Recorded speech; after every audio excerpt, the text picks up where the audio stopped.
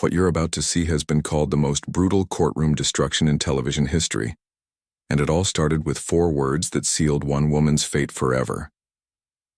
The security footage from inside Judge Judy's courtroom on March 15th captured something so shocking that the producers initially refused to air it, fearing it was too savage for daytime television, but the clip leaked anyway, and within 48 hours, Karen Williams became the most hated woman in America.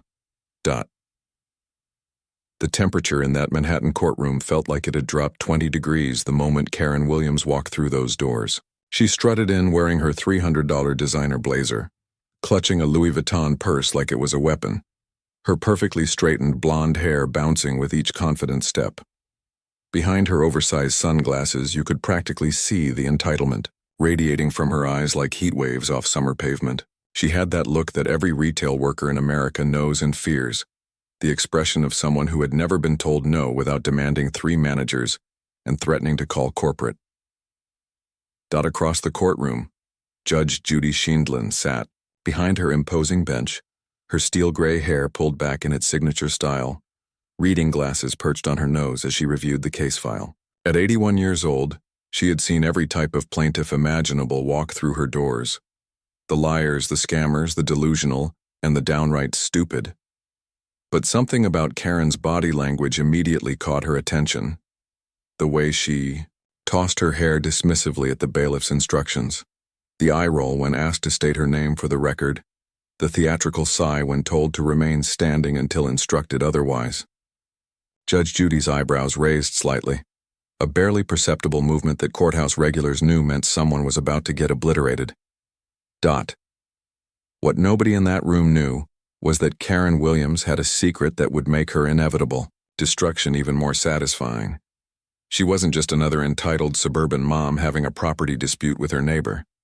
She was something far worse, and when Judge Judy uncovered the truth about who Karen really was and what she had been doing to the people in her community, the confrontation would become legendary. Karen thought she was walking into a routine television court case where she could intimidate her way to victory, like she had done countless times before. Instead, she was about to face a legal legend who had been waiting her entire career to destroy someone exactly like her. The case seemed simple enough on paper. A $3,000 property line dispute between neighbors that had escalated to the point where lawyers were involved and friendships were destroyed. Karen was suing her next-door neighbor, claiming he had illegally installed a fence 6 inches onto her property, demanding not just the removal of the fence but also punitive damages for the emotional distress it had caused her. She had brought a manila folder stuffed with printouts from legal websites, property records she had obviously highlighted herself, and what appeared to be a handwritten timeline of events that she kept waving around like it was the Constitution itself. Her confidence was suffocating, filling the small courtroom like toxic gas. But Judge Judy had done something Karen never expected. She had investigated.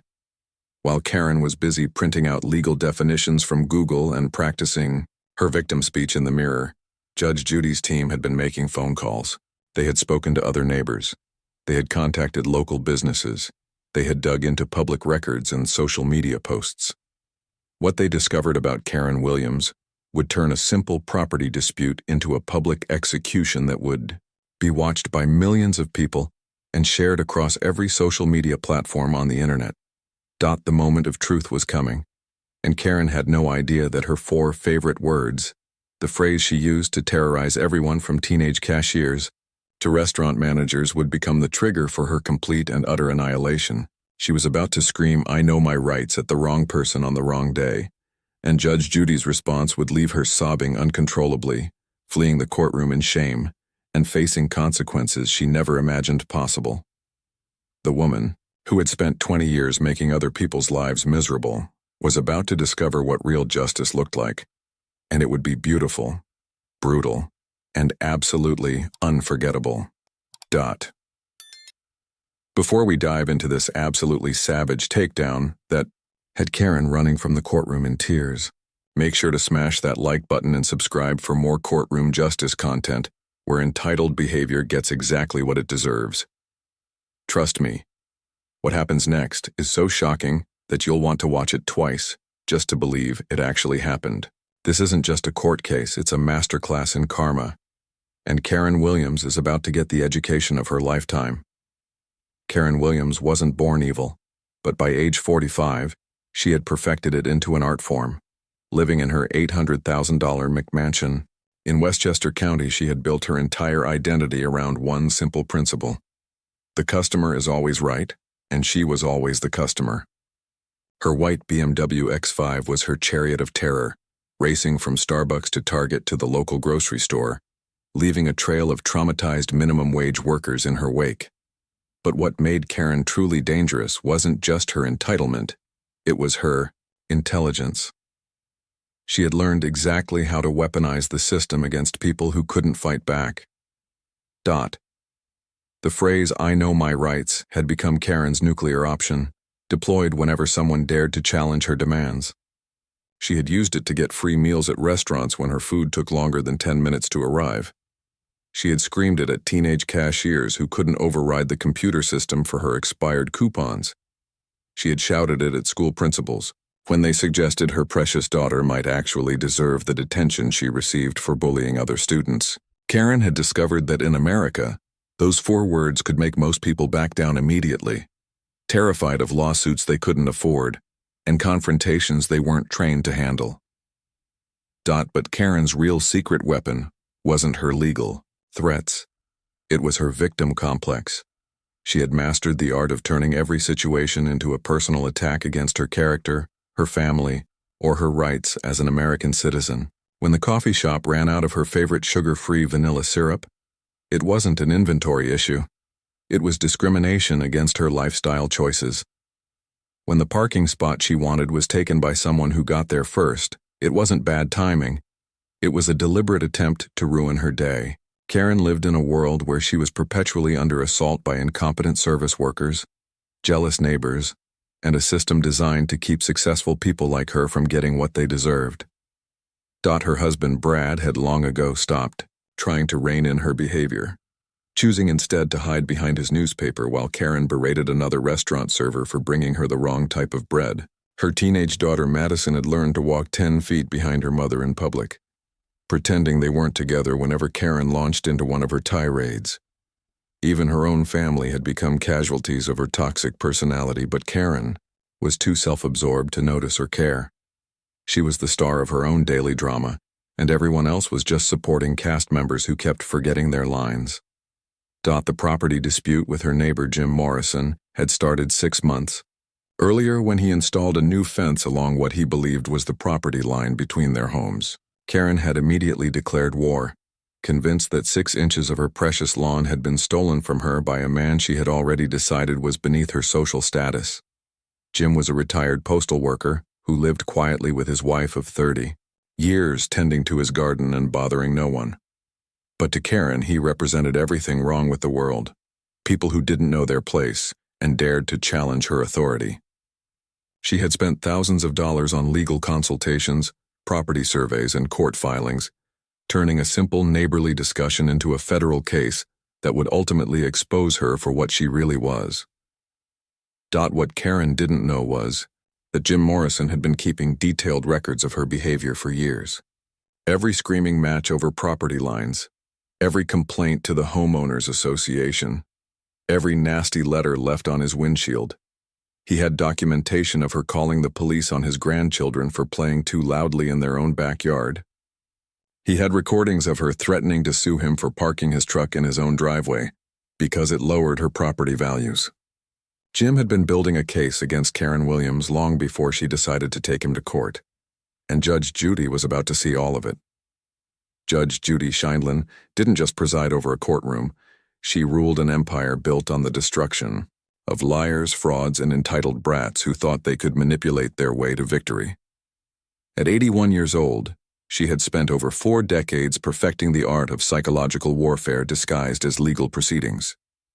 Her television show wasn't just entertainment, it was a public service, exposing the worst of human behavior and delivering justice with surgical precision that left defendants questioning every life choice they had ever made. What made Judge Judy truly terrifying wasn't her legal knowledge or her sharp tongue. It was her supernatural ability to see through bullshit within the first 30 seconds of meeting someone. She had developed an internal radar system that could detect lies, manipulation, and entitlement from across a crowded courtroom. Lawyers who had spent years crafting elaborate legal strategies would crumble under her withering stare. Career criminals would confess to crimes they hadn't even been accused of. But her specialty, her absolute favorite type of case, involved entitled middle-aged women who thought their suburban privilege would intimidate a judge who had grown up in Brooklyn and clawed her way to the top of the legal profession. Judge Judy's preparation routine was legendary among television producers and legal experts. While other TV judges relied on brief summaries and basic case facts, Judy demanded complete background investigations on every plaintiff and defendant who entered her courtroom. She wanted to know their employment history, their social media posts, their criminal records, and their reputation in their community. By the time someone sat in her witness chair, she knew more about their life than their own family members did. This wasn't just thorough preparation. It was tactical warfare designed to expose fraud and deliver justice to people who thought they were smarter than the system. But what Karen Williams didn't know was that Judge Judy had been personally following her case for weeks before the taping began. Something about Karen's initial filing had triggered every alarm bell in Judy's experienced mind. The language was too aggressive, the demands too unreasonable, and the victim narrative too perfectly crafted. So Judy had done something she rarely did for television cases. She had launched a full investigation into Karen Williams and her history with her neighbors, local businesses, and anyone else unfortunate enough to cross her path. What she discovered would fuel the most brutal courtroom destruction of her career. The courtroom fell into an expectant silence as Judge Judy called the case of Williams versus Morrison. Karen strutted to the plaintiff's podium with the confidence of someone who had never lost an argument at a PTA meeting, her heels clicking against the polished floor like a countdown timer to her own destruction. She adjusted her blazer one final time, cleared her throat dramatically, and prepared to deliver what she believed would be the performance of her lifetime. Behind her perfectly applied makeup, her eyes gleamed with the kind of predatory satisfaction that retail workers recognize as the look of someone about to make their shift absolutely miserable. Judge Judy peered over her reading glasses, with the expression of a lion watching a gazelle wander into its territory. She had already reviewed Karen's case file 3 times, cross-referenced her claims with property records, and spent an hour on the phone with Karen's Homeowners Association president. What she had learned during those conversations had transformed this from a routine property dispute into something far more personal. But Karen had no idea that her reputation had preceded her into this courtroom, or that Judge Judy was about to use her own weapons against her. Mrs. Williams, Judge Judy began, her voice carrying that deceptively calm tone that courthouse veterans knew meant imminent devastation. Explain to me exactly what damages you're seeking from Mr. Morrison. Karen's face lit up like a Christmas tree. This was her moment, her chance to perform the victim narrative she had been perfecting for months. She launched into a rehearsed speech about property rights, emotional distress, and the trauma of living next to someone who had allegedly stolen 6 inches of her precious lawn. Her voice grew louder with each sentence, her gestures more dramatic, as she painted herself as the innocent victim of a neighbor's malicious land grab. But Judge Judy wasn't buying a single word. As Karen spoke, Judy's expression grew increasingly skeptical, her eyebrows raising incrementally with each ridiculous claim. When Karen began describing the severe emotional trauma caused by a fence installation, Judge Judy's mouth twitched slightly, a barely perceptible sign that she was fighting back the urge to unleash her legendary sarcasm. Karen interpreted this as rapt attention and doubled down on her performance, her voice reaching operatic levels as she described her suffering. Mrs. Williams, Judge Judy interrupted smoothly. Before we continue, I'd like to ask you about your relationship with your other neighbors. The question caught Karen completely off guard. This wasn't in her script. She had prepared for questions about property lines and fence installations, not neighborhood gossip. Her confidence wavered for just a moment before she recovered, flashing her most charming smile. Oh, I get along wonderfully with everyone, Your Honor. I'm very active in our community. Judge Judy nodded slowly, making a note on her legal pad that sent a chill down Karen's spine. That's interesting, Judge Judy continued, because I've spoken with several of your neighbors, and they seem to have a very different impression of you. Karen's smile faltered. The color began to drain from her face as she realized this wasn't going according to plan. I'm not sure what you mean, Your Honor, she stammered, her voice losing its theatrical confidence for the first time since entering the courtroom. Judge Judy leaned forward slightly, her predator instincts fully activated. Oh, I think you know exactly what I mean, Mrs. Williams, but we'll get to that in a moment. The trap was set, the bait was taken, and Karen Williams was about to discover that her 4 favorite words would trigger the most brutal public humiliation of her life. Judge Judy had been patient, methodical, and thorough in her preparation. Now it was time for the execution, and Karen was about to learn why nobody, absolutely nobody, tries to manipulate Judge Judy Scheindlin and walks away unscathed. That's when Judge Judy delivered the verbal missile that detonated Karen's entire world. Mrs. Williams, I've spoken with 5 of your neighbors, 3 local business managers, and your homeowners association president. They all described you using the same words: aggressive, demanding, and impossible to deal with. Care to explain? The words hit Karen like a physical blow. Her carefully constructed facade cracked instantly, revealing the entitled monster beneath. Her face flushed crimson as she realized her reputation had been exposed in front of millions of television viewers. Karen's response was immediate and catastrophic. She shot up from her chair like a rocket, her designer purse clattering to the floor, pointing her perfectly manicured finger directly at Judge Judy's face. I know my rights, she screamed at the top of her lungs, her voice echoing through the stunned courtroom like a banshee's wail. You can't attack my character. I know my rights. The volume was deafening, her face contorted with rage, spittle flying from her mouth as she repeated her favorite phrase like a broken record. The courtroom froze in absolute shock. Bailiff Bird's hand instinctively moved toward his belt. The audience gasped collectively, some covering their mouths in disbelief. Even the seasoned camera operators who had filmed thousands of courtroom outbursts stopped breathing. Judge Judy slowly removed her reading glasses, placed them deliberately on her desk, and looked up at the screaming woman with the kind of ice-cold stare that could stop a charging rhinoceros. What happened next would be replayed millions of times across every social media platform on Earth, becoming the most savage judicial response in television history. If you think that explosion was intense, wait until you hear what Judge Judy said next that left Karen sobbing uncontrollably. Make sure you're subscribed because this response is so brutal, so perfectly delivered, that it will restore your faith in justice itself. Judge Judy rose from her chair with the slow, deliberate movement of a predator who had cornered its prey. Her voice, when it came, was barely above a whisper, yet it cut through the courtroom like a surgical blade. You know your rights? She repeated, her tone dripping with decades of accumulated contempt for entitled behavior. Let me tell you what I know about your rights, Mrs. Williams. The silence that followed was so complete you could hear Karen's panicked breathing echoing off the courtroom walls.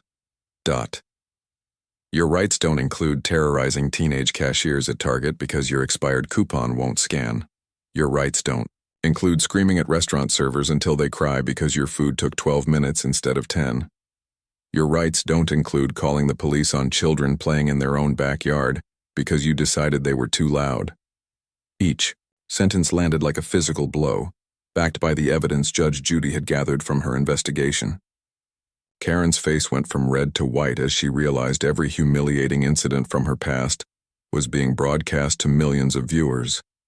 But Judge Judy wasn't finished. She pulled out a thick folder and began reading directly from witness statements. Mrs. Patterson from the grocery store says you made her teenage daughter quit after you screamed at her for 20 minutes over a price check. Manager at Starbucks says you threw a hot coffee at their barista because they couldn't make your drink faster during the morning rush. 3 different restaurant managers have you banned from their establishments. Karen's legs began to buckle as her life of bullying innocent people was exposed in excruciating detail. The final blow came when Judge Judy revealed Karen's most shameful secret. And Mrs. Williams, let's talk about why you really hate your neighbor, Jim Morrison. It's not about the fence, is it? It's because he's the only person in your neighborhood who refuses to be intimidated by your tantrums. He's the one person who looks you in the eye and tells you no, and you can't stand it. Karen's composure completely shattered. Tears began streaming down her face as she realized her entire facade had been stripped away on national television. Case dismissed, Judge Judy announced with finality. Mr. Morrison owes you nothing. In fact, I suggest you apologize to him and every person you've bullied over the years. Your behavior is disgraceful, and frankly, Mrs. Williams, you're lucky that throwing tantrums isn't a crime, because you'd be serving a life sentence. Karen collapsed back into her chair, sobbing uncontrollably, her makeup running down her cheeks, in black streaks. The woman who had strutted into the courtroom like she owned the world was now a broken, humiliated shell of her former self. The audience erupted in spontaneous applause as Karen stumbled from the courtroom, still crying, her designer purse forgotten on the floor behind her. She had entered as a predator and left as prey, completely destroyed by someone who refused to be intimidated by her toxic behavior. Justice had been served, and it was absolutely beautiful to watch. The aftermath of Karen Williams' courtroom, destruction became the stuff of internet legend within hours of the episode airing. The clip of her screaming, "I know my rights," followed by Judge Judy's devastating response, racked up over 50 million views across all platforms in the first week alone. Social media exploded with reactions from service workers who finally felt vindicated, sharing their own stories of dealing with entitled customers just like Karen. The hashtag Know Your Rights became a rallying cry for accountability, used whenever someone witnessed entitled behavior being shut down in spectacular fashion. Karen's attempt at damage control only made things worse. Her defensive Facebook post claiming she was taken out of context and ambushed by biased editing was screenshot and shared thousands of times, with commenters pointing out that her behavior was filmed live with no editing possible. Local news stations picked up the story, interviewing her neighbors who confirmed every detail Judge Judy had revealed about Karen's toxic behavior pattern. The woman who had spent years terrorizing innocent people was finally facing the consequences of her actions, and the internet was absolutely here for it. Jim Morrison, Karen's long-suffering neighbor, became an unlikely hero in the aftermath. Interview requests poured in from media outlets wanting to hear his side of the story. His quiet dignity and measured responses about simply wanting to live peacefully next door to someone who refused to be reasonable made him the perfect contrast to Karen's explosive entitlement. He used his newfound platform to advocate for kindness and basic human decency, turning Karen's moment of shame into a teachable moment about treating others with respect. But perhaps the most satisfying part of Karen's downfall was watching entitled behavior become socially unacceptable in her community. Store managers who had previously been forced to cave to customer tantrums began standing firm, knowing they had public support. Service workers felt empowered to push back against unreasonable demands. Karen had inadvertently started a movement against toxic customer behavior, and her public humiliation had become a cautionary tale that prevented countless other incidents of workplace bullying. This wasn't just a courtroom case, it was a cultural moment that proved sometimes the universe delivers perfect justice when we least expect it. Karen Williams walked into Judge Judy's courtroom thinking her entitlement would carry the day.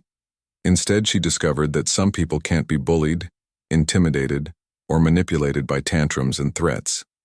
Her 4 favorite words became the trigger for her complete destruction, and Judge Judy's response reminded everyone that actions have consequences, even for people who think they're above accountability. Thanks for watching this absolutely legendary takedown where entitled behavior met its match in the most satisfying way possible. If you loved seeing justice served ice cold, smash that like button and subscribe for more viral moments where karma delivers exactly what someone deserves. Hit that notification bell because the internet never forgets and neither do we. Remember, knowing your rights is important, but so is treating other people with basic human decency.